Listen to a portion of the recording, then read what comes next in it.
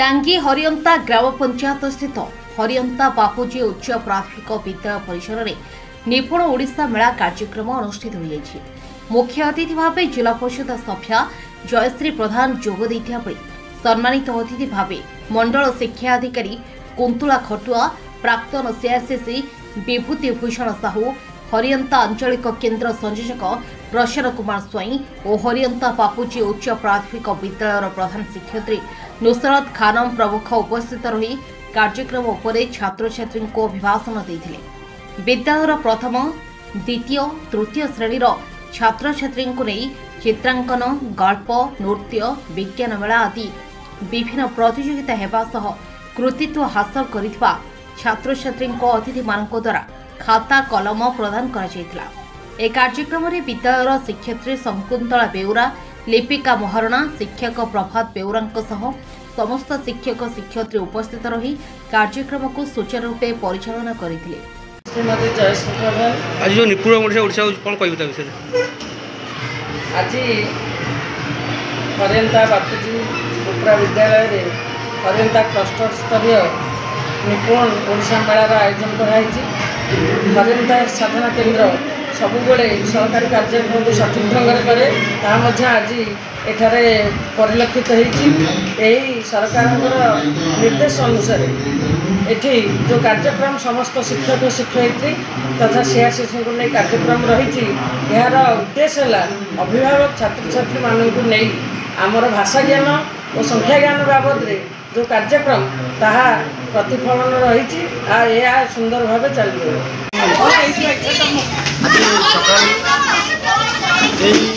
हरियंता आंचलिक साधन केन्द्र सीआरसीसी अच्छा प्रसन्न कुमार स्वाई महोदय अनुरोध प्राक्तन सीआरसीसी तथा प्रधान शिक्षक हरियंता बापूजी विद्यालय आज जो निपुण ओडिशा कार्यक्रम यही विद्यालय में क्लस्टर स्तरीय कार्यक्रम अनुष्ठित होता यह ओडिशा सरकार तथा भारत सरकार एक अभिनव प्रयास।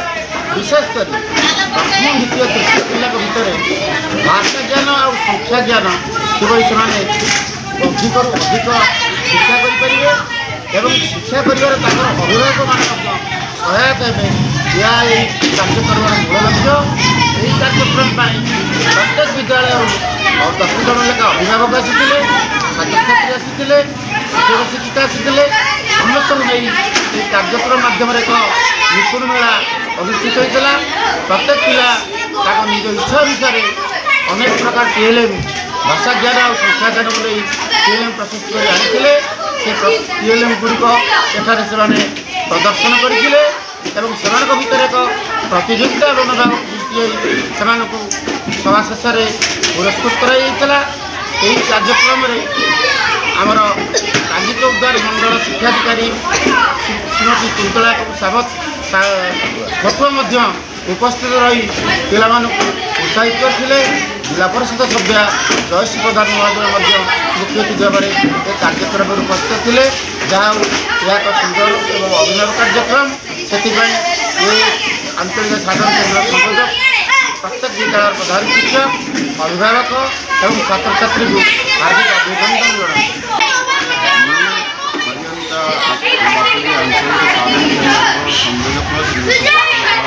कौन कहे निपुण ओडिशा मेला से कौन कहे निपुण ओडिशा मेला आज 2025 आज आम क्लस्टर स्तरीय मेला था। जो 11टी विद्यालय अंशग्रहण करते 11टी विद्यालय जो मैंने मौलिक साक्षरता और शिक्षा ज्ञान संपर्क में क्लास नौकरी जो मैंने पढ़ुं शिक्षादान कर प्रथम द्वितीय तृतीय पिला से अंशग्रहण करते सहित प्रत्येक विद्यालय 10 जन लेखा छात्र छात्री अंशग्रहण करते शिक्षक कौन कले मेला उन्नत मानर नुआ इनोभेटिव पिलाने बुलिक सब देखते उपभोग कले।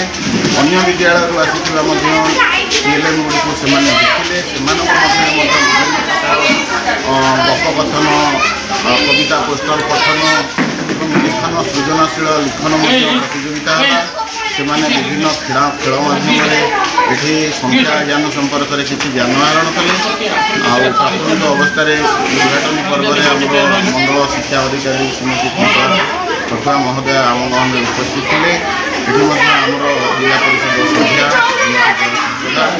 ଏବଂ ଆମର ଶିକ୍ଷା ବିଧି ଆମର ମାନ୍ୟବର ସରପଞ୍ଚ ମହୋଦୟ ମଧ୍ୟ ଆମ ଗହଣରେ ଉପସ୍ଥିତ ଥିଲେ। ଉଦ୍ଘାଟନ ଉତ୍ସବରେ ଆମର ପୂର୍ବତନ CRCC ବଡ଼ ଭାଇ ଶ୍ରୀଯୁକ୍ତ ବିଭୂତି ଭୂଷଣ ସାହୁ ମଧ୍ୟ ଆମ ଗହଣରେ ଉପସ୍ଥିତ ଥିଲେ।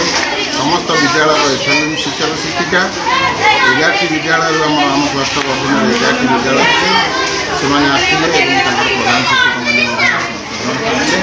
ଏହା ସରକାରଙ୍କର ପିଲାମାନଙ୍କୁ କିପରି ଏହା ଏକ ଜନସଚେତନ ଜନସଚେତନ ହେବେ ଯେ ବିଦ୍ୟାଳୟରେ ଆକ୍ଚୁଆଲି ପ୍ରଥମ ଦ୍ୱିତୀୟ ତୃତୀୟ ଶ୍ରେଣୀ କ'ଣ ଚାଲୁଛି ସେମାନେ ଜାଣିଲେ ଏ କାର୍ଯ୍ୟକ୍ରମର ମୁଖ୍ୟ ଆଭିମୁଖ୍ୟ।